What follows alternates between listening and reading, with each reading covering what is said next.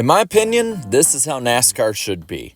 This weekend at Iowa was one that I think had a lot of questions, a lot of anticipation, and in the end, a lot of payoff. And I want to go through basically every aspect that seemed to come together perfectly in making a fun race for the Cup Series, and I'd say overall a fun weekend if you're a NASCAR and stock car racing fan.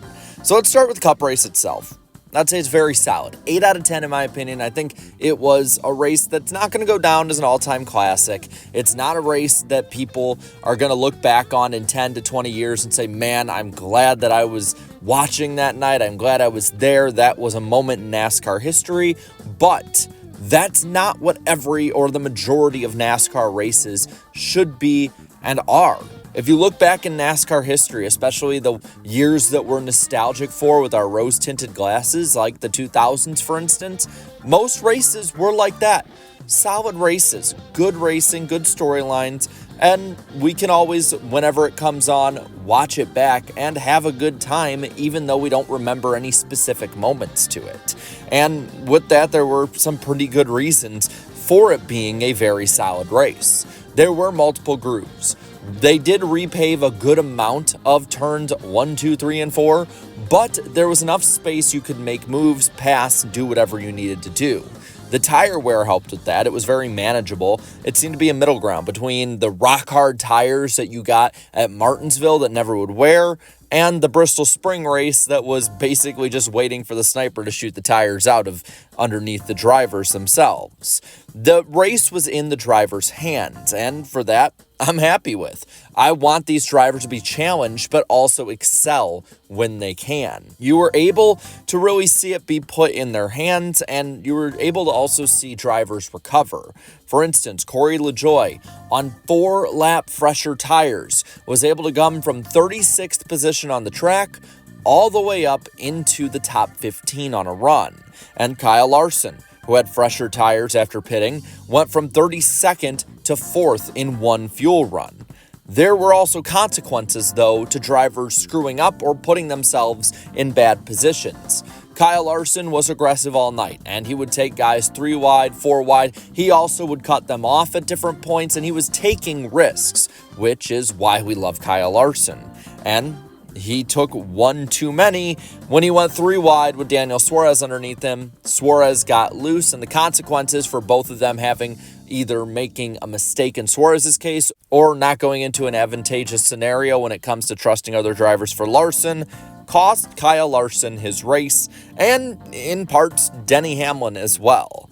And it was not like these guys were invincible, that they could do whatever they wanted, hit whoever they wanted, and they would be just fine with no consequence. And for that, I think it's another aspect of NASCAR that at times goes away and we really do need.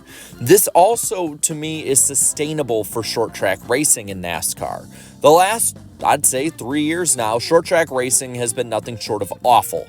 And it's been in need of real change and real improvement. Bristol was fun. It really was. And I love that race. If we could have that every Bristol race, maybe a little toned back, but in general have that, I would be there every time. And I think the place would sell out every time. But that was also the perfect storm of perfect weather for it, perfect tires for it, perfect drivers for it, the track itself. Everything mixed together to have a perfect storm, and we don't know if it's ever going to happen just like that again. But this was more of something that NASCAR, the teams, and Goodyear, they can consistently aim for, strive for, and do. And I think a big part of that was practice.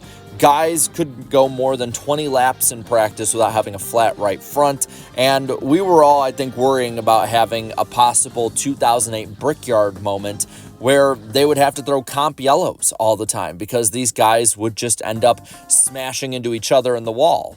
But they were able to practice. They were able to find different solutions. And ultimately, through that practice and different adjustments NASCAR let them make before the race, they were able to fix it.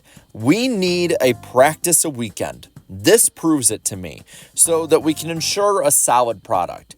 Do some teams just dial it in and nail it and ultimately make the race a stinker? Yeah, that can happen. But does it also eliminate really avoidable and stupid mistakes or problems that NASCAR, Goodyear, and the teams can have that otherwise wouldn't be there? Yes. Of course, a big thing people want me to talk about is NBC. Now, I just got to say, bravo. That was an excellent first showing of 2024.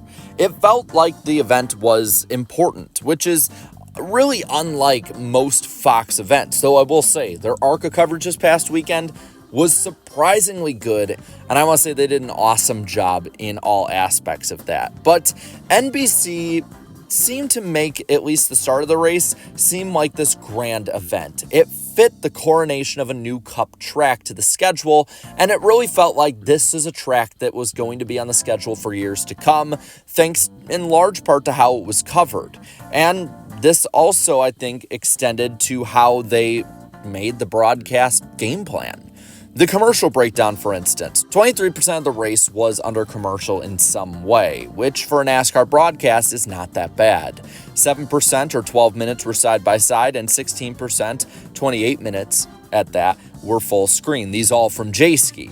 Whereas Kansas, a race that was on FS1, the most comparable, I think, of the recent races I could find, had 30% of the broadcast under commercial, with only 4% being side-by-side or 8 minutes, meaning 8 minutes compared to the 12 of the Iowa race were under commercial only side-by-side, whereas 46 minutes compared to 28, or 26% of the full broadcast of Kansas was full-screen commercial compared to 16% for Iowa. This needs to be the direction the broadcasts are going. Is NBC's broadcast with that much commercial time acceptable in the modern age? I still think no. But it is a massive improvement.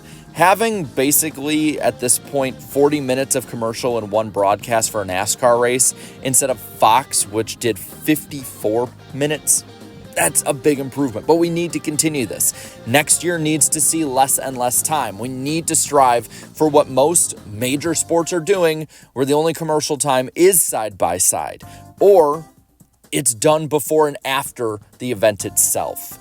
But still, a great step in the right direction needs to be praised as such. And the booth was very good. I think that a lot of people, myself included, were worried without Dale Earnhardt Jr. being there, that the booth was going to go back to how it was pre-2018, with a little too much yelling, a little bit of incoherentness, and just sloppiness.